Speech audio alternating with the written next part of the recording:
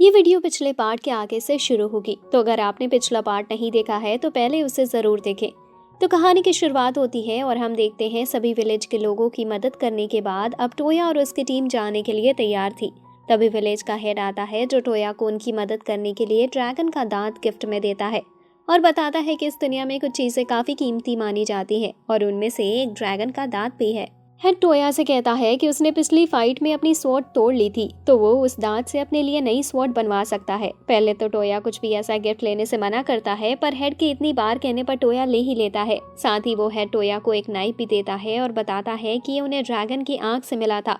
तभी टोया को भी याद आता है कि जब वो ड्रैगन से फाइट कर रहा था तब किसी ने उस नाइफ को ड्रैगन को मारा था। जिसके बाद वो सभी इस विलेज से निकल जाते हैं। फिर रास्ते में सभी सो रहे होते हैं, पर टोया अब भी उसी नाइफ को देख रहा था। फिर टोया कोहाकू से पूछता है कि क्या उसने फाइट में किसी को सेंस किया था, जिस पर कोहाकू बताता है कि उसने सेंस भी किया था और देखा भी था कि कोई पेड़ों के पीछे छुपकर उनकी फाइट देख रहा था और साथ ही उन्हीं ने इस नाइफ को ड्रैगन को मारा था। कुछ देर बाद वो सभी मिजरीन के रॉयल पैलेस में पहुंच जाते हैं। उनके किंग को भी पता था कि टोया और उसके साथियों ने एक ड्रैगन को मारकर उनके विलेज को बचाया है, जिसके लिए किंग उनकी तारीफ भी करता है। फिर किंग टोया से पूछते हैं कि क्या वो उसके साथ एक गेम खेलने के लिए तैयार है, जिस पर टोया को कुछ समझ नहीं आता। जिसके बाद टोया को पता चलता है कि असल में टोया को किंग के साथ फाइट करनी है और तभी किंग के लोग टोया को बताते हैं कि किंग हर स्ट्रॉन्ग इंसान से हमेशा फाइट करते हैं और साथ ही टोया से कहते हैं कि उसे अपनी पूरी पावर के साथ फाइट करनी होगी। फिर फाइट शुरू होती है और दोनों ही लड़ने के लिए तैयार थे। तभी टोया अपने स्लिप स्पेल का यूज करता है, जिससे वो किंग को गिरा देता है और उनके ऊपर अपनी स्वॉर्ड तान देता है, जिससे टोया की जीत होती है और वो जाने लगता है। पर तभी किंग टोया को रोकते हैं और कहते हैं कि ये उसका ऐसा स्पेल था जिसकी वजह से फाइट शुरू होने से पहले ही खत्म हो गई। टोया बताता है कि ये स्लिप स्पेल था जिसकी मदद से वो किसी को भी गिरा सकता है। फिर किंग कहते हैं कि वो एक बार और फाइट करेंगे और इस बार टोया इस स्पेल का यूज नहीं कर सकता क्योंकि इससे फाइट शुरू होने से पहले ही खत्म हो जा रही है। एक बार फिर दोनों की फाइट शुरू होती है और इस बार दोनों स्वॉर्ड से फाइट करने लगते हैं, पर इस बार किंग काफी अच्छा कर रहे थे और टोया को पीछे जाने पर मजबूर भी कर देते हैं। फिर टोया बूस्ट का यूज करता है, जिससे वो भी किंग को अच्छी टक्कर देने लगता है। पर तभी किंग अपने खास मैजिक स्पेल एक्सेल का यूज करते हैं, जिससे किंग इतनी तेजी से टोया के पीछे जाते हैं कि उन्हें कोई देख ही नहीं पाता। हालांकि टोया काफी मुश्किल से किंग के उस अटैक से भी बच जाता है। फिर किंग उसे बताते हैं कि ये उनका खास स्पेल एक्सेल है, जिसकी मदद से वो इतनी तेजी से मूव कर सकते हैं कि कोई उन्हें देख भी ना पाए। पर वो स्पेल किंग का काफी माना खर्च करता है, जिसकी वजह से वो उसे थोड़ा कम यूज करते हैं। फिर टोया किंग को थैंक्स करता है इतने अच्छे स्पेल के लिए और तभी टोया भी एक्सेल का यूज करता है। ये देखकर किंग काफी हैरान हो जाते हैं कि टोया उनके इतने खास और मुश्किल स्पेल का इतनी आसानी से यूज कर सकता है। फिर वो दोनों ही एक्सेल की मदद से काफी तेज स्पीड में फाइट करने लगते हैं, जिसकी वजह से उन्हें कोई देख नहीं पा रहा था। फिर किंग कहते हैं कि टोया उनके स्पेल को तो कॉपी कर सकता है, पर वो उनके जैसी पावर कहाँ से ले आएगा, जिसके लिए टोया बूस्ट और एक्सेल दोनों स्पेल का एक साथ यूज करता है, जिसकी मदद से टोया और ज्यादा स्ट्रांग हो जाता है और आखिर में किंग को हरा भी देता है। अपनी हार से किंग काफी खुश होते हैं क्योंकि उन्होंने कभी ऐसा सोचा भी नहीं था कि कोई उनकी स्पीड के साथ भी उन्हें हरा पाएगा, जिसके लिए वो कहते हैं कि आज के फाइट से वो काफी कुछ सीखे हैं। उसी रात सभी पार्टी के लिए तैयार होकर आए होते हैं। तभी टोया के पास सभी लड़कियां भी आती हैं जो नए कपड़ों में काफी अच्छी लग रही थी, जिसके लिए टोया उनकी फोटो खींचता है। देखकर किंग टोया से पूछते हैं कि उसने अभी क्या किया। टोया उन्हें बताता है कि ये भी उसका एक मैजिक है, जिससे वो किसी भी चीज की तुरंत पेंटिंग बना सकता है। ये देखकर किंग काफी इंप्रेस होते हैं और अपनी भी काफी सारी फोटो खिंचवाते हैं। कुछ देर बाद टोया उस काम से काफी थक चुका था, जिसकी वजह से वो सभी से थोड़ा अलग आकर बैठता है। पर तभी टोया के पास चलकर एक सॉफ्ट टॉय आता है।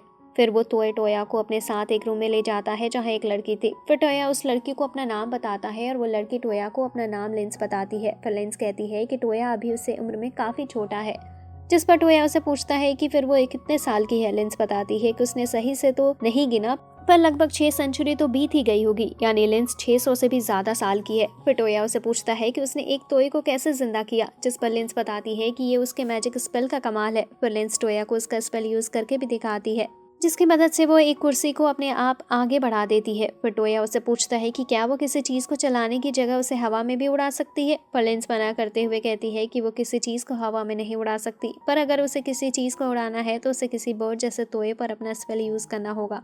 फिर टोया कहता है कि फिर वो भी उस स्पेल को यूज कर सकता है। लिंस से सुनकर थोड़ी हैरान होती है और तभी टोया भी उस स्पेल का यूज करके कुर्सी को अपने आप पीछे कर देता है। ये देखकर लिंस टोया से पूछने लगती है कि उसने ये कैसे किया, जिस पर टोया बताता है कि वो किसी भी स्पेल को यूज कर सकता है। फिर टोया लिंस के रूम में चला जाता है नेक्स्ट डे देखते हैं कि टोया कहीं जा रहा होता है, तभी यूमिना और लिन भी उसके पास आ जाती हैं और टोया उन्हें भी अपने साथ चलने की कहता है। फिर वो तीनों एक फॉरेस्ट में आ जाते हैं और टोया उस दांत से एक गन बनाता है और साथ ही उसे अपने मैजिक से एन्चेंट भी करता है, जिससे टोया को बार बार गन को रिलोड करने की ज़रूरत नहीं पड़ेगी।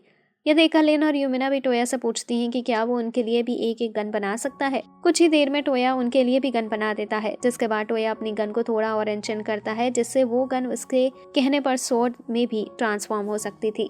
ऐसे ही शाम हो जाती है और टोया सभी के साथ वापस जाने लगता है। तभी यूमिना उन्हें बताती है कि यहीं पास में एक रेस्टोरेंट में काफ़ी अच्छी करी मिलती है, तो उन्हें भी वो ट्राई करनी चाहिए। फिर सभी खाने के लिए जाने लगते हैं, पर तभी कोहाकू टोया को बताता है कि कोई उनके ऊपर फिर से नजर रख रहा है। कोहाकू बताता है कि राइट में सबसे ऊंची वाली बिल्डिंग पर वो लोग हैं जो उनका काफी टाइम से पीछा कर रहे हैं। फिर टोया यूमिना और लिन से कहता है कि वो उस रेस्टोरेंट पहुंचे। वो कुछ काम खत्म करके पहुंचता है। तभी टोया एक्सेल की मदद से उन दोनों लोगों के पीछे पहुंच जाता है, पर वो टोया को देखते ही वहां से भाग जाते हैं। लेकिन अब टोया उन्हें अपने फोन में ट्रैक कर सकता था, जिसकी मदद से वो फिर से उनके सामने पहुंच जाता है और अब की बार टोया उन्हें रबर की बुलेट से मारकर पकड़ लेता है। पर फिर उनका चेहरा देखने के बाद टोया को पता चलता है कि असल में उन दोनों को नहीं भेजा है, जिससे वो यमुना पर किसी तरह की दिक्कत ना आने दे। फिर वो दोनों टोया से यमुना को इस बारे में कुछ न बताने की कहते हैं, क्योंकि अगर यमुना को इसके बात पता चली तो ये काफी बुरा होगा। टोया किसी को ना बताने के लिए मान जाता है। फिर टोया उसी रेस्टोरेंट में आ जाता है जहाँ वो तीनों मिलकर खाना खाते हैं। नेक्स्ट डे टोया बालफोर्ड की किंग और दुख को अपनी गेट स्पेल की मदद से ले आता है, जिससे वो दोनों किंग मिल लेते हैं और टोया का काम खत्म हो जाता है।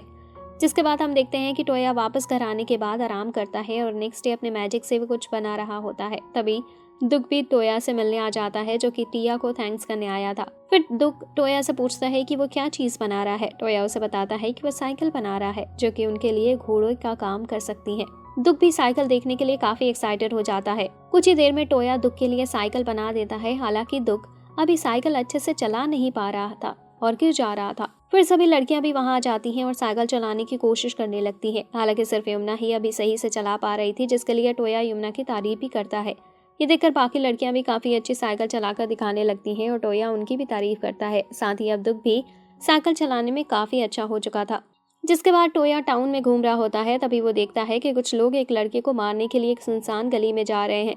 फिर वो गुंडे उस लड़के को मारने के लिए चाकू तक निकाल लेते हैं, पर तभी टोया वहां आ जाता है और उन गुंडों को अपनी गन से शूट कर देता है, जिससे वो दोनों बेहोश हो जाते हैं। फिर टोया उस लड़की की मदद करके वहां से जाने लगता है, पर वो लड़का टोया को रोकता है और उसे उसकी जान बचाने के लिए थैंक्स करता है। लेकिन तभी उस लड़के के पेट से आवाज आती है, यानी वो काफी टाइम से भूखा था। ये देखकर टोया उसे पूछता है कि उसे खाने में सबसे ज्यादा क्या पसंद है। यह सुनकर वो लड़का काफी खुश हो जाता है और टोया की तरफ आने लगता है।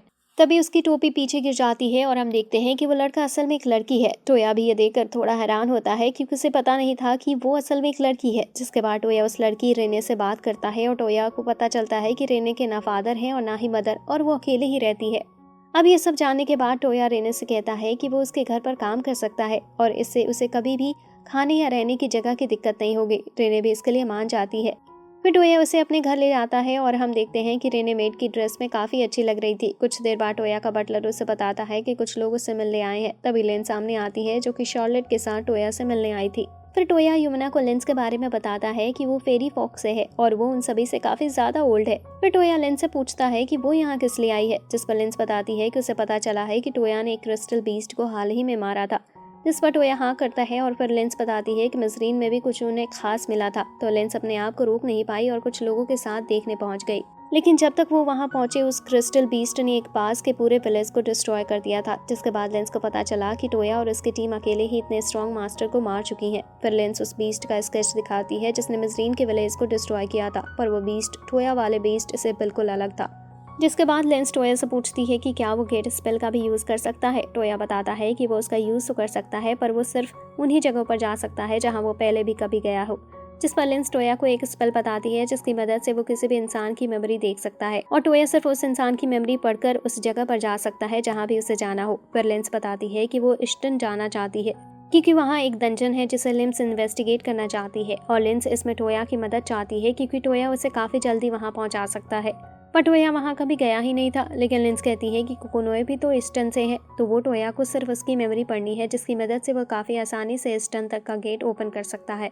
लेकिन कोकोनोए ऐसे किसी को उसका माइंड रीड करने से मना कर देती है। हालांकि लिंस बताती है कि टोया सिर्फ उन्हीं मेमोरी को रीड कर पाएगा जो वो दिखाना चाहती होगी, तो उसे चिंता करने की जरूरत नहीं। साथ ही लिंस बताती है कि उस स्पेल को यूज करने के लिए दोनों लोगों को किस भी करनी होगी। ये सुनकर कोकोनोए और ज्यादा घबरा जाती है, पर फिर लिंस बताती है कि वो उसे मजाक कर रही है। जिसके बाद लिंस कोकोनोए और टोया को साथ खड़ा कर देती है और दोनों को हाथ पकड़ने की कहती है। अब लिंस दोनों को सर से सर मिलवाती है और कोकोनोए को ईस्टर्न की जगहों को याद करने की कहती है। फिर टोया उस स्पेल का यूज करता है। कुछ ही देर में टोया के पास भी ईस्टर्न की सारी मेमोरी आ जाती है और टोया काफ़ी हैरान था कि उसके पास भी ईस्टर्न की सारी यादें आ गई और ये बिल्कुल ऐसा था जैसे टोया खुद ईस्टर्न में रहा हो, जिसकी मदद से टोया ईस्टर्न तक का गेट ओपन कर देता है और वो सभी ईस्टर्न पहुंच जाते हैं। और कोकोनोए बताती है कि ये सचमुच उसका होमलैंड है और वो सभी ईस्टर्न में ही है। हम देखते हैं सभी कोकोनोए के होम टाउन पहुंच चुके थे। फिर लिंस कोकोनोए से एक डंजन का रास्ता पूछती है, पर कोकोनोए को उस जगह के बारे में नहीं पता था। पर कोकोनोए बताती है कि इसके फादर को इसके बारे में जरूर पता होगा, क्योंकि वो टाउन में काफी टाइम से रह रहे हैं।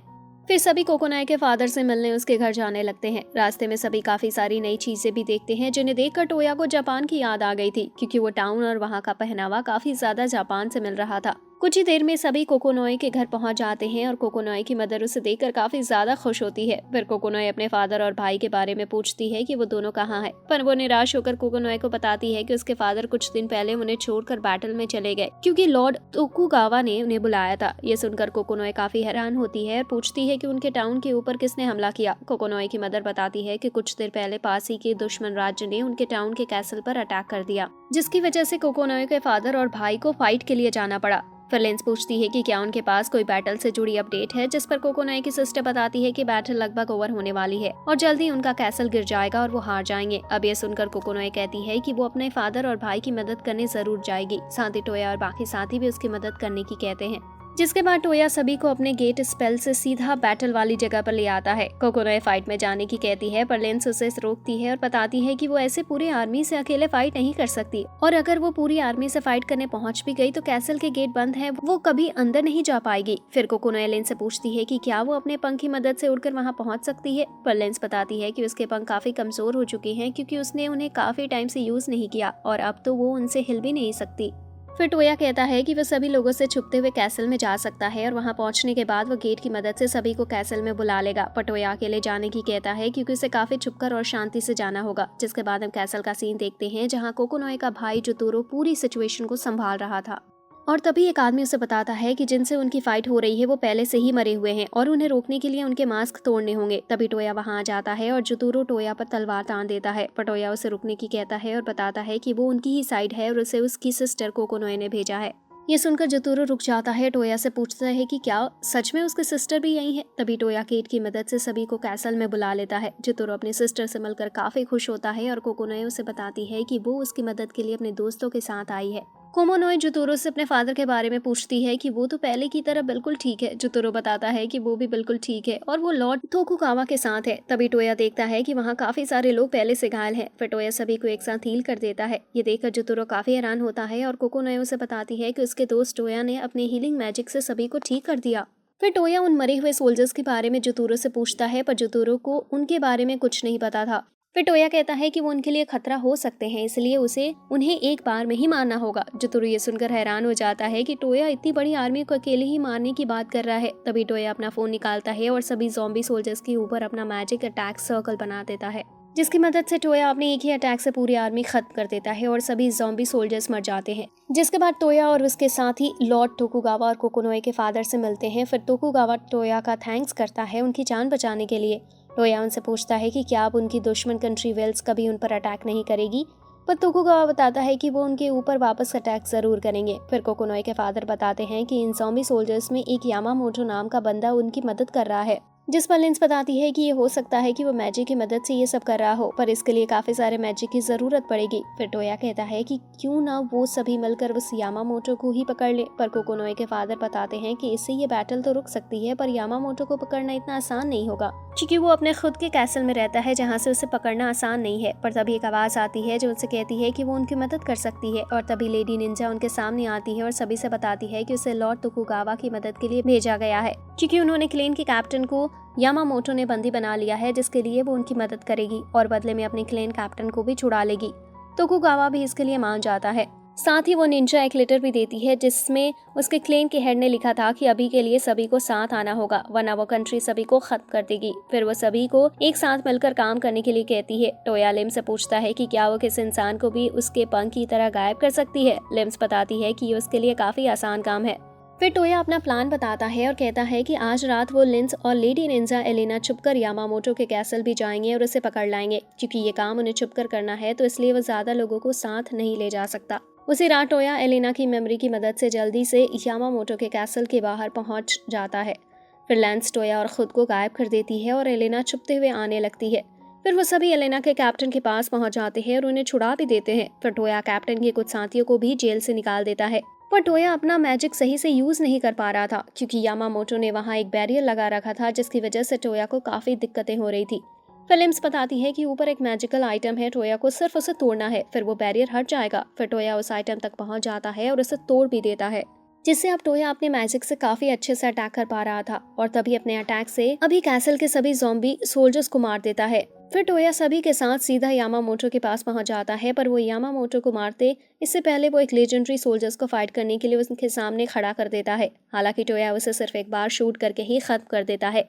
ये देखकर यामामोटो थोड़ा हैरान होता है पर फिर वो हंसने लगता है और दिखाता है कि उसके पास इमोर्टैलिटी आइज है और जिसके पास भी ये आइज होती है वो कभी हार नहीं सकता। ये देखकर लेंस उससे पूछती है कि तो वो इसकी मदद से उन ज़ॉम्बी सोल्जर्स को बना रहा था। पर तभी टोया उस आइस को अपने पास खींच लेता है और उसे लेंस को दे देता है।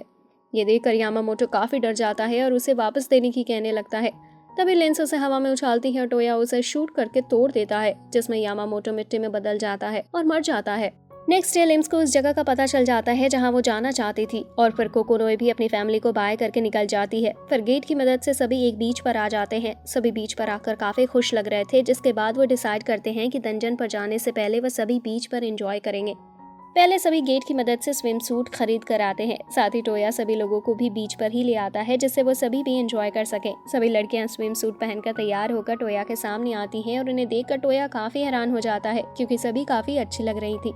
फिर सभी पानी में खेलने लगते हैं। यमुना टोया के पास आती है और टोया से भी पानी में चलने की कहती है पर टोया उसे बताता है कि वो पहले उस डंजन में जाने वाला है, उसके बाद वो उनके साथ खेलेगा। फिर इनसे कुछ बातें करने के बाद टोया डंजन के लिए निकल जाता है। पानी के अंदर जल्द ही टोया को वो डंजन मिल जाती है पर ज्यादा देर सांस रोकने की वजह से टोया को वापस ऊपर आना पड़ता है।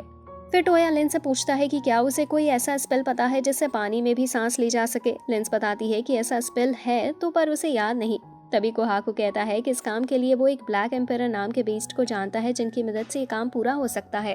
फिर कोहाकू की मदद से टोया ब्लैक एम्पायर को समन करता है। फिर हम देखते हैं कि ब्लैक एम्पायर एक सांप और एक कछुए से मिलकर बना था पर टोया उसे देखकर ज्यादा इम्प्रेस नहीं होता क्योंकि उसने सोचा था कि कोई काफी स्ट्रॉन्ग और डरावना बीस्ट आने वाला होगा पर ब्लैक एम्पायर तो काफी फ्रेंडली बीस्ट है। फिर कोहाकू उसे बताता है कि टोया उसका मास्टर है। ये सुनकर वो उसे कहता है कि उसने एक इंसान को अपना मास्टर बनाया है, ये उसके लिए कितनी शर्म की बात है। फिर कोहाकू कहता है कि वो कुछ भी कर सकता है पर जल्दी टोया उनका मास्टर बन जाएगा, जिस पर ब्लैक एम्पायर टोया से कहता है कि वो इससे फाइट करेगा और अगर टोया शाम तक जिंदा बच गया तो टोया उसका मास्टर बन सकता है। जिसके बाद बैटल शुरू होती है और तभी टोया स्लिप का यूज करके उन्हें गिरा देता है। फिर टोया अपनी एक बुलेट को एंचेंट करता है जिसकी मदद से वो सिर्फ एक बार उन्हें शूट करके लगातार गिरा सकता था। फिर टोया की बुलेट से शूट होने की वजह से वो बार बार गिरने लगता है। वहीं दूसरी तरफ सभी लड़कियां वॉलीबॉल खेल रही होती हैं और उन्हें काफी मजा भी आ रहा था क्योंकि उनमें से कोई भी काफी लंबे टाइम से बीच पर नहीं आया था। कुछ ही देर में गेम में एलिस की टीम जीत जाती है और कोकोनोए की टीम हार जाती है। इधर ब्लैक एम्पायर ने खुद को ही हार मान ली थी क्योंकि वो गिर गिर कर काफी परेशान हो चुका था। टोया जीत जाता है जबकि उसे ज्यादा कुछ करना भी नहीं पड़ा, जिससे ब्लैक एम्पायर को भी समझ आ गया था कि क्यों कोहाकू ने टोया को अपना मास्टर बनाया था। फिर ब्लैक एम्पायर टोया से कहता है कि उसे पता चल चुका है कि वो कितना ज्यादा स्ट्रांग है और अब वो उसके साथ कॉन्ट्रैक्ट करने के लिए तैयार है। फिर टोया उसे कोकियो नाम देता है जो उसे भी पसंद आता है। फिर वो टोया के साथ चलने लगता है पर कोहाकू उन्हें बताता है कि पहले उन्हें अपने आप को छोटा करना होगा वरना वो टोया के लिए मुश्किल खड़ी कर सकते हैं। फिर वो भी छोटा हो जाता है और काफी प्यारा भी लग रहा था। जिसके बाद टोया उसे बताता है कि उसे पानी में सांस लेने के लिए उसकी मदद चाहिए, जिस पर कोकियो कहता है कि वो उसके लिए काफी आसान काम है। पर टोया कहता है कि वो अभी नहीं जाने वाला क्योंकि उसके पास एक जरूरी काम और भी है। जिस पर लेंस कहती है कि अब उसे अपने दोस्तों के पास जाना चाहिए क्योंकि वो पहले ही काफी टाइम से उनसे दूर है। फिर टोया सभी लड़कियों के पास आ जाता है और वो सभी उसे कहने लगती हैं कि वो बहुत देर बाद आता है, जिसके लिए टोया उनसे माफी मांगता है। पर फिर यमुना टोया से पूछती है कि उसे उनमें से किसका स्विम सूट सबसे अच्छा लग रहा था। पर टोया ऐसे किसी एक की तारीफ नहीं कर सकता था, इसलिए वो जवाब देने में काफी डरता है। पर टोया कहता है कि उसे रीने का सूट सबसे अच्छा लगा, जिस पर सभी लड़कियां कहने लगती हैं मतलब उसे इतनी छोटी लड़कियां पसंद है और वो सभी उसके लिए ज्यादा उम्र की हो चुकी हैं। पर टोया कहने लगता है कि उसका ये मतलब नहीं था। पर तभी टोया के जेब से उसका फोन गिरता है जिसमें उसने रीने और एरिन की फोटो खींची थी। ये देखकर सभी को कंफर्म हो जाता है कि टोया को छोटी उम्र की लड़कियां पसंद है। पर टोया उन्हें समझाने की कोशिश करता है और बताता है कि वो सिर्फ अच्छी मेमोरी को सेव करना चाहता था। हालांकि कोई भी उसका यकीन नहीं करती। पर फिर यमुना उससे कहती है कि वो उसका भरोसा करती है और अब उसे उनके साथ भी मेमोरी बनानी चाहिए। फिर सभी पानी में आ जाते हैं और एंजॉय करने लगते हैं। ऐसे ही शाम हो जाती है और सभी उस डंजन में जाने के लिए तैयार थे। पर टोया पहले अकेले जाने की कहता है। फिर कोकियो उसके कंधे पर बैठ जाता है जिससे अब टोया पानी में भी सांस ले सकता था और टोया पानी में जाने लगता है। पानी में जाकर टोया को पता चलता है कि वो सिर्फ पानी में सांस ही नहीं बल्कि पानी में चल भी सकता है। ये बिल्कुल ऐसा था जैसे टोया जमीन पर ही चल रहा हो। फिर टोया उस डंजन के अंदर आ जाता है और एक रूम में पहुंच जाता है जहाँ एक गोला बना था। कोकियो टोया से उस गोले में मैजिक डालने की कहता है। टोया भी ऐसा ही करता है और तभी वो गोला घूमने लगता है। पर तभी एक लाइट चमकती है और टोया किसी दूसरे जगह पर टेलीपोर्ट हो जाता है। टोया को भी नहीं पता था कि वो किस जगह पर आ गया। टोया के पास इस जगह पर एक लड़की आती है जो अपना नाम चेस्का बताती है। पर चेस्का ने नीचे कुछ नहीं पहन रखा होता जिसकी वजह से टोया उसकी तरफ देख नहीं रहा था। फिर टोया चेस्का से पहले कुछ पहनने की कहता है पर चेस्का उसकी बात नहीं मानती और टोया से पूछती है कि क्या वो उसके साथ कुछ करना नहीं चाहता। पर टोया ऐसा कुछ करने से मना करता है और उसे कुछ पहनने की कहता है। फिर चेस्का भी टोया की बात मान लेती है और स्कर्ट पहन लेती है। फिर टोया चेस्का से पूछता है कि वो अभी कहाँ है, जिस पर चेस्का बताती है कि वो अभी गार्डन ऑफ बेबीलोन में है और वो आसमान में उड़ रहे हैं। फिर टोया पूछता है कि इस गार्डन को किसने बनाया है, इससे किसको और क्या फायदा है, जिस पर चेस्का बताती है कि इस जगह को उसकी प्रोफेसर विजिना ने बनाया था और चेस्का को भी उन्हीं ने बनाया था। तभी कोकियो टोया को बताता है कि उसे नहीं लगता कि वो लड़की एक इंसान है क्योंकि कोकियो चेस्का में से लाइफ को सेंस नहीं कर पा रहा था। फिर चेस्का बताती है कि उसके मास्टर विजिना ने उसे लगभग 5000 साल पहले बनाया था जिससे वो इस जगह की देखभाल कर सके। फिर टोया उससे पूछता है कि यानी वो एक रोबोट है, पर चेस्का इस पर मना करते हुए बताती है कि वो पूरी तरह से रोबोट नहीं है क्योंकि उसके अंदर कुछ पार्ट इंसानों के भी हैं जो उसकी मास्टर ने मैजिक की मदद से बनाए थे। फिर टोया चेस्का से पूछता है कि यानी वो 5000 साल पुरानी है, पर क्या इतने लंबे टाइम में उसका कोई पार्ट खराब नहीं हुआ, जिस पर चेस्का बताती है कि वो मैजिक से अपना कोई भी पार्ट वापस ठीक कर सकती है और साथ ही वो ज्यादातर स्टैंड मोड पर ही रहती है और वो सिर्फ किसी इमरजेंसी में ही मूव करती है। जिस पर टोया पूछता है कि फिर वो अभी स्टैंड मोड पर क्यों नहीं है। चेस्का बताती है क्योंकि टोया का वहां आना भी एक इमरजेंसी ही है क्योंकि टोया इस गार्डन का पहला गेस्ट है। फिर चेस्का टोया को बताती है कि वो अब टेस्ट में पास हो चुका है और वो अब उसका नया मास्टर है। फिर चेस्का टोया को समझाती है कि उसकी मास्टर विजिना चाहती थी कि आज तक उन्होंने जो कुछ भी बनाया है वो आगे चलकर किसी को मिले, पर उन्हें ये भी ध्यान रखना था कि उनकी सारी रिसर्च किसी ऐसे इंसान को ना मिल सके जो इसका गलत यूज करे। इसलिए उन्होंने वो बैरियर बनाया जो कि सिर्फ वही इंसान पार कर सकता है जिसके पास विजिना की तरह सभी मैजिक को यूज करने की पार हो। ये सुनकर टोया काफी हैरान होता है कि 5000 साल पहले एक ऐसे इंसान थी जिसके पास उसकी तरह सभी मैजिक यूज करने की पार थी। साथ ही चेस्का बताती है कि टोया ने दूसरा टेस्ट जब पास किया था तब उसने उसे कपड़े पहनने की कहा, जबकि ज्यादातर लोग ऐसा नहीं करते। चेस्का की बातें सुनकर टोया को लगने लगता है कि जरूर उसने अपने आप को एक और बड़ी मुश्किल में डाल दिया है। दूसरी तरफ सभी लड़कियां टोया का इंतजार करते हुए खेल रही होती हैं, पर इतनी देर बाद भी टोया के ना आने की वजह से वो सभी उसकी चिंता करना भी शुरू कर देती है। हालांकि तभी टोया वहां आता है और गेट की मदद से सभी को उस गार्डन में ले आता है। सभी इस जगह को देखकर हैरान थे क्योंकि उन्हें लग रहा था कि वो डंजन पानी के नीचे होगा। तभी लिंस टोया से चेस्का के बारे में पूछती है, जिस पर चेस्का बताती है कि वो उस जगह की देखभाल करती है और अब उस जगह का नया ओनर टोया बन चुका है। साथ ही टोया उसका भी नया मास्टर है। फिर चेस्का सभी को बताती है कि जब टोया यहाँ आया था तब उसने उसे बिना कपड़ों के भी देखा था। साथ ही फिर टोया उसका मास्टर बन गया तो चेस्का ने अपनी बॉडी और सोल दोनों टोया को दे दी। यह सुनकर सभी लड़कियां काफी गुस्से में आ जाती हैं और लिन आगे आकर टोया से पूछने लगती है कि जब वो सभी उसका बीच पर इंतजार कर रहे थे तब वो यहाँ क्या कर रहा था। तभी लेन कहती है कि अब उसे टोया को बता ही देना चाहिए कि वो उसके ऊपर इतना गुस्सा क्यों हो रही है। साथ ही लेन ये बात एलिस और कोकोनोए को भी कहती है, पर तभी तीन लड़की ऐसी एक्टिंग करने लगती हैं जैसे उन्हें कुछ पता ही नहीं। तभी यमुना कहती है कि अब उन्हें इस टॉपिक को यहीं छोड़ देना चाहिए और इस जगह पर घूमना चाहिए क्योंकि ये जगह काफी सुंदर लग रही है। फिर यमुना, एलिस, लेन और कोकोनोए साथ घूम रही होती हैं। तभी यमुना उन्हें याद दिलाती है कि जिस दिन वो सभी मेंशन में एक साथ रहने लगी थी तब उसने उनसे क्या कहा था। फिर हम पास्ट का सीन देखते हैं जहां यमुना लिन, कोकोनोए और एलिस से पूछ रही थी क्या ये सच है कि वो तीनों भी टोया से प्यार करती हैं, जिस पर एलिस मना करने लगती है। पर फिर यमुना उससे कहती है कि अगर ऐसा नहीं है तो क्यों उसने पूरे दिन उस ड्रेस को पहना जो टोया ने उसे गिफ्ट की थी। साथ ही यमुना लिन से भी कहती है कि वो भी हमेशा टोया को देखती रहती है और कोकोनोए जब भी इंजर्ड हो जाती है वो हमेशा टोया से ही हील करने की कहती है, जबकि लिन भी हीलिंग मैजिक जानती है।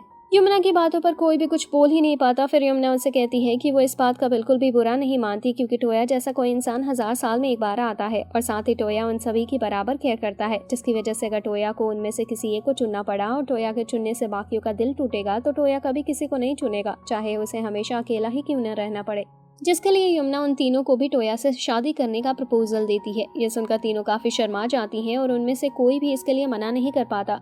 अब हम वापस प्रेजेंट का सीन देखते हैं, जहां यमुना तीनों लड़कियों को बता रही होती है कि कैसे वो उससे प्यार करती हैं। यमुना की बातें सुनकर तीनों लड़कियां टोया से शादी के सपने देखने लगती हैं और साथ ही साथ वो काफी शर्मा भी रही थी। दूसरी तरफ टोया चेस्का और लेंस के साथ बैठे होते हैं। टोया लेंस से पूछता है कि वो इस जगह को क्यों ढूंढ रही थी, जिस पर लेन बताती है कि उसे लगता था कि ऐसे ही इतनी पुरानी जगह पर उसे कुछ मैजिकल स्क्रॉल मिल सकते हैं, पर ऐसा कुछ नहीं है। जिस पर चेस्का बताती है कि इस जगह पर कोई मैजिकल स्क्रॉल या वेपन नहीं है। साथ ही उन्हें चेस्का से पता चलता है कि इसके अलावा और भी ऐसे ही उड़ने वाले आइलैंड है और उन्हें चेस्का की बहनें प्रोटेक्ट करती हैं। तभी वहाँ यमुना और बाकी लड़कियां भी आ जाती हैं, पर अब भी बाकी लड़कियां टोया से बात करने में भी काफी शर्मा रही थी। फिर चेस्का उन्हें बताती है कि टोटल ऐसे उड़ने वाले 9 आइलैंड है। फिर लेंस चेस्का से पूछती है कि क्या वो दूसरे आइलैंड पर अपने बाकी सिस्टर से बात कर सकती है, जिस पर चेस्का बताती है कि वो कर तो सकती है, पर कोई चीज उनका सिग्नल खराब कर रही है। फिर लेंस टोया से कहती है कि वो तो अपने फोन से कुछ भी सर्च कर सकता है, तो क्यों ना वो एक बार इस आइलैंड को सर्च करके देखे। टोया ऐसे ही करता है, पर फिर उसे उन आइलैंड की लोकेशन नहीं मिलती। फिर टोया चेस्का से पूछता है कि अगर वो इस जगह से दूर जाएगी तो क्या ये जगह टूटने लगेगी, जिस पर चेस्का बताती है कि ये जगह अपने आप चल सकती है। साथ ही उसके पास पार है, जिससे कुछ भी गलत होने पर चेस्का सीधा यहाँ टेलीपोर्ट हो सकती है। जिस पर टोया सोचता है कि शायद उसे चेस्का को एक्सेप्ट करना ही होगा। फिर चेस्का बताती है कि अभी टोया को ओनर बनाने में एक कमी रह रही है। तभी चेस्का खड़ी होती है और टोया को किस कर लेती है। ये देखकर चारों लड़कियां काफी हैरान हो जाती हैं और फिर चेस्का बताती है कि उसने अभी टोया के सलाइवा से उसका रजिस्ट्रेशन किया है। ये देखकर यमुना काफी गुस्सा होती है और कहने लगती है कि अभी तक उसने भी टोया को किस नहीं किया और ये मौका चेस्का ने उससे छीन लिया। पर तभी लिन खड़ी होती है और टोया से कहती है कि वो उससे प्यार करती है। तभी लिन भी टोया को किस कर देती है। ये देखकर एलिस, यमुना और कोकोनोए काफी तेज चिल्लाती है। जिसके बाद हम देखते हैं कि टोया चेस्का को भी अपने घर ले आता है और उसे मेड की जॉब दे देता है। फिर टोया अपने रूम में बैठा होता है और जो लिन ने उसे कहा उसके बारे में सोच रहा होता है। तभी यमुना भी टोया के रूम में आ जाती है। फिर दोनों साथ बैठे होते हैं। तभी यमुना टोया के ऊपर चिल्लाने लगती है और कहती है कि वो उस टाइम टोया से किस का इंतजार कर रही थी, पर टोया ने उन दोनों को पहले किस करने दिया, जिसकी वजह से यमुना काफी नाराज थी। जिस पर टोया उसे पूछता है कि क्या उसे लिन की प्यार वाली बात बताने से कोई फर्क नहीं पड़ता। यमुना बताती है कि उसे पता ही था कि एक दिन ऐसा ही होगा और ये सब जानते थे। जिस पर टोया कहता है कि शायद उसे ही इस बारे में कुछ नहीं पता था। फिर यमुना टोया से उसे किस करने की कहती है और इसके बाद ही वो टोया को माफ करेगी। टोया के पास कोई रास्ता नहीं होता और उसे यमुना को किस करना ही पड़ता है, जिससे यमुना काफी खुश होती है और फिर टोया से पूछती है कि उसे लिन कैसे लगती है। जिस पर टोया बताता है कि उसे लिन काफी अच्छी लगती है और वो काफी अमेजिंग भी है। यमुना कहती है कि यानी टोया को लिन पसंद है। तभी यमुना लिन को बाहर आने की कहती है और हम देखते हैं कि लिन लेंस के इनविजिबल स्पेल की मदद से पूरी टाइम वही थी और वो यमुना के साथ ही टोया के रूम में अंदर आ गई थी। फिर लिन टोया से माफी मांगती है उससे बिना पूछे उसे कैसे किस करने के लिए। यमुना बताती है कि तभी से लिन अपने रूम में रो रही थी, क्योंकि उसे लग रहा था कि अब टोया उससे नफरत करने लगेगा। फिर टोया बताता है कि उसे इतना बुरा भी नहीं लगा। फिर यमुना टोया से कहती है कि अब वो दोनों ही एक दूसरे को पसंद करते हैं तो उन्हें एंगेजमेंट कर लेनी चाहिए, और वैसे भी उनकी कंट्री में एक से ज्यादा वाइफ रखना कोई बड़ी बात नहीं है। जिस पर टोया थोड़ा हैरान होता है और कहने लगता है कि एंगेजमेंट थोड़ा ज्यादा और जल्दी हो जाएगा। पर लिन को रोता देख टोया हाँ कर देता है और कहता है कि अगर उन दोनों को इससे कोई दिक्कत नहीं है तो उससे भी कोई दिक्कत नहीं है। काफी रात हो गई थी, इसलिए टोया उन दोनों को उनके रूम में भेज देता है और खुद भी सो जाता है। नेक्स्ट डे एलिस टोया को उठाती है और वो काफी गुस्से में लग रही थी। फिर एलिस टोया को कोकोनोए के पास ले आती है और वो दोनों टोया से फाइट करने की कहती हैं और बताती हैं कि अगर वो जीती तो उनके पास एक रिक्वेस्ट है जो टोया को पूरी करनी होगी। पर टोया फाइट नहीं करना चाहता था क्योंकि वो दोनों उससे काफी अच्छी दोस्त हैं, पर वो दोनों नहीं मानती और फाइट शुरू भी कर देती है, जिसकी वजह से टोया को भी उनकी बात माननी पड़ती है और टोया उनके अटैक से बचने लगता है। फिर कोकोनोए टोया पर अपनी स्वॉर्ड फेंककर मारती है, पर टोया उससे बच जाता है और कोकोनोए पर रबर बुलेट से शूट कर देता है। पर तभी एलिस आ जाती है और टोया को पंच मारने वाली होती है, लेकिन तभी टोया एलिस का हाथ पकड़कर उसे नीचे गिरा देता है और अपनी गन उस पर तान देता है और एलिस को हार मानने की कहता है। एलिस टोया से पूछती है कि क्या वो उसे शूट नहीं करेगा, जिस पर टोया कहता है कि अगर वो ऐसे ही हार मान लेगी तो उसे शूट करने की जरूरत नहीं है। लेकिन जब टोया शूट करने की कोशिश करता है उसकी गन काम ही नहीं करती और वो देखता है कि उसकी बुलेट की पॉकेट में छेद है, जिससे उसे पता चलता है कि कोकोनोए ने असल में स्वॉर्ड से उसकी बुलेट ही पॉकेट फाड़ी थी। तभी एलिस टोया को काफी जोर का पंच मारती है, जिससे टोया जमीन पर गिर जाता है, जिससे एलिस और कोकोनोए की जीत होती है। अब जीतने पर एलिस और कोकोनोए टोया से कहती है कि उन्हें भी लिन और यमुना की तरह उससे शादी करनी है, क्योंकि वो भी उससे प्यार करती हैं। तभी यमुना और लिन भी वहां जाती हैं और टोया उन सभी से कहता है कि उसे इस सब पर सोचने के लिए थोड़ा टाइम चाहिए, क्या वो कुछ टाइम बाद जवाब दे सकता है। जिस पर यमुना टोया से कहती है कि ये उसकी जिंदगी का काफी बड़ा फैसला है, तो वो इस पर जितनी देर चाहे उतनी देर सोच सकता है। जिसके बाद टोया उस फ्लाइंग गार्डन में आ जाता है और तभी वहाँ चेस्का भी आती है। टोया उससे बात करने लगता है, तभी चेस्का उसे बताती है कि वो पिछले दिन उसे कुछ बताना भूल गई थी। फिर चेस्का बताती है कि उसके पास टोया के लिए प्रोफेसर विजिनिया का एक मैसेज है। फिर चेस्का टोया को अपने अंदर से एक डाटा केबल देती है, जिसे टोया अपने फोन में लगा देता है और तभी विजिनिया का होलोग्राम टोया के सामने आता है। पर विजिना टोया को पहले से ही जानती थी, जिस पर विजिना बताती है कि उसके पास एक डिवाइस है जिसकी मदद से वो फ्यूचर देख सकती है, इसलिए उसे सब पता है जो कुछ भी फ्यूचर में हो रहा है और होने वाला है। फिर विजिना बताती है कि जब क्रिस्टल मॉन्स्टर बाहर आए थे तब वो फ्यूचर नहीं देख पा रही थी, जिसका मतलब ये हो सकता था कि दुनिया खत्म होने वाली हो सकती थी, पर अब वो वापस फ्यूचर देख पा रही है, जिसका मतलब वापस सब ठीक हो गया है। फिर टोया विजिना से कहता है कि अगर वो फ्यूचर देख सकती है तो वो उससे पूछता है कि उसकी लाइफ में आगे क्या होने वाला है, जिस पर विजिना कहती है कि अगर उसने ये बता दिया तो सारा मजा खराब हो जाएगा। तभी विजिना भी चली जाती है। जिसके बाद टोया गॉड के पास आता है उनसे पूछने के लिए कि उसे क्या करना चाहिए। फिर गॉड टोया की मदद के लिए गॉड ऑफ लव को बुला लेते हैं। फिर गॉड ऑफ लव की कुछ बातें समझने के बाद टोया को थोड़ा बहुत समझ आ जाता है कि उसे क्या करना चाहिए। फिर टोया वापस अपने घर आता है और सभी लड़कियों को बुलाता है। फिर टोया उन सभी से कहता है कि वो उनसे शादी करने के लिए तो तैयार है, पर उसे कुछ सालों का टाइम चाहिए, क्योंकि अभी वो इतना बड़ा और मैच्योर नहीं है कि किसी और की जिंदगी को भी संभाल सके। टोया की ये बात सभी को समझ आती है और उसे टाइम देने के लिए मान जाती है। फिर यमुना कहती है कि अब वो सभी उसकी वाइफ हैं, तो उन्हें ये सेलिब्रेट करना चाहिए और टोया को उन सभी को किस करना होगा।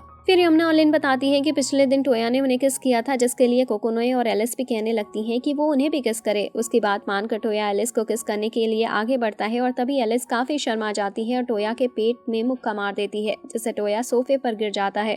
वहीं हम देखते हैं कि लिंस और बाकी लड़कियां भी ये सब देख रही होती हैं। तभी चेस्का बताती है कि उसकी प्रोफेसर के हिसाब से टोया टोटल 9 लड़कियों से शादी करने वाला है और यहीं पर सीजन का एंड होता है।